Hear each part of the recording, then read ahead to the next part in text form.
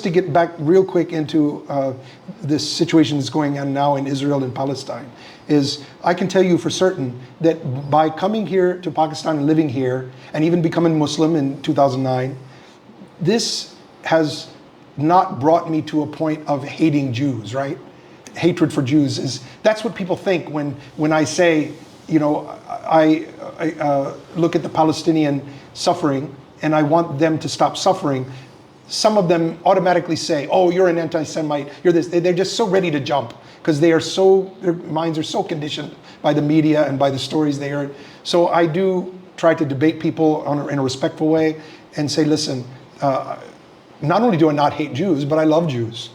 And Jews are people of the book, even in Islam. Exactly. So the Jewish faith and the Jewish beliefs and the Jewish religion and Jewish people are not the problem. In fact, thank God, there are so many Jewish people standing up and saying this is wrong, not in our name. Don't commit war crimes in our name. Don't wipe out Palestinian people. Hamas is 1% of the population, if that, of Gaza. And they are bombing 2.5 million people, half of them children, bombing indiscriminately, destroying schools and hospitals, bombing everywhere. And this is a war crime.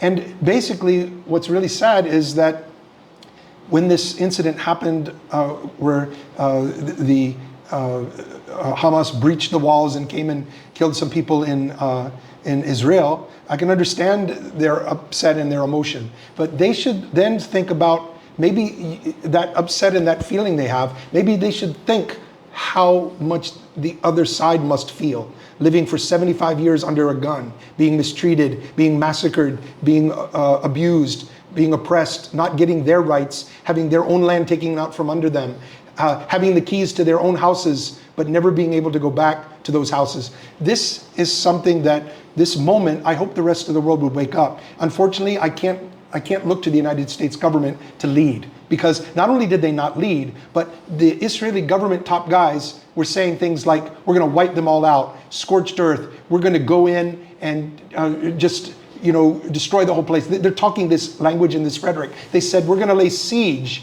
and no water, no food, no electricity in Gaza Strip, knowing what that is going to do to innocent children. This is an openly committed and openly said to the whole world war crime. Absolutely no two ways about it. And yet, when that happened, you would think that the president of the leader of the free world would say, listen, we stand with you, Israel, and you have a right to defend yourself, but not to the point of going beyond defensive, not to the point of war crimes. We can't go with you. We're not going to go there with you. But he didn't say that. All that Biden said, knowing what the rhetoric was, knowing what was being said, he said, we stand with Israel unconditionally.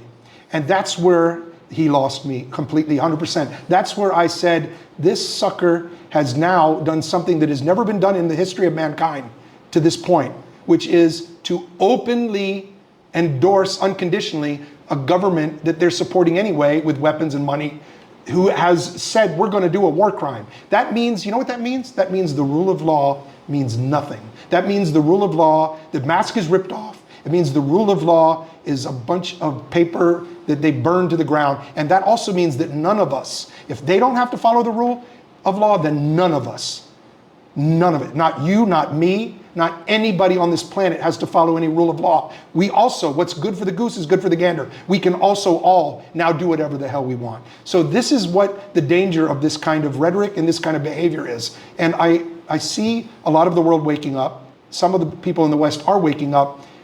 And I just encourage anybody that sees this, whether you're Jewish, whether you're American, whether you're pro-Israel, it doesn't matter. I have no problem with you and your religion or whoever you are or wherever you're from. Look at the facts, do some research, dig way beyond the headlines. And then when you do that, you'll start seeing a pattern. You'll see that whenever you talk to somebody who's on the Israeli side and you start questioning things, that they start insulting you. They start throwing around the word anti-Semitism, hatred of Jews. They start playing the victim card. And if somebody has to resort to that, you know that their argument is not solid. So this is what's going on. And I hope people who see this, who think that I'm some kind of Hamas-loving idiot who loves terrorism, and because I've become Muslim, if they want to say that, then they're really hurting themselves. Because at the end of days, when we're all judged, we're all going to be judged on all of this. So think very carefully, and all I'm asking people to do is do your research. Learn about the massacres in 1948 that Israel perpetrated, the ethnic cleansing that they've been carrying on ever since. Look at the dirty tricks. Everybody says, oh, Israel tried to make peace. Israel tried to do this. It's all baloney, because when you look behind it, you see that they were just using that to fool people, and behind the scenes, manipulating and doing other things to put the peace process off track, including creating Hamas. They created Hamas, funded Hamas, and put Hamas there to be a hard line because they wanted to divide and conquer, use the old British strategy. They didn't want the Palestinian Authority, who had said, we will acknowledge Israel's right to exist. We will have a two-state solution. We will go for that. They agreed to that.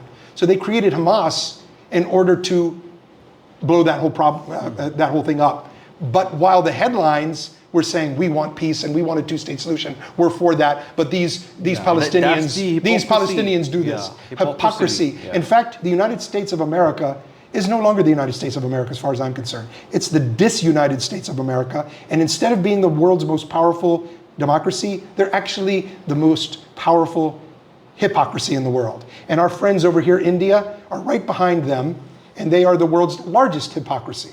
This is what's going on. And no nation is perfect. We all make mistakes. But when you have these powerful of entities who are running the planet and destroying the planet and exploiting the indigenous people and the poor people of the world and just using them, then this is where you lose me. Okay, all good. So, thank you so much for your time. I really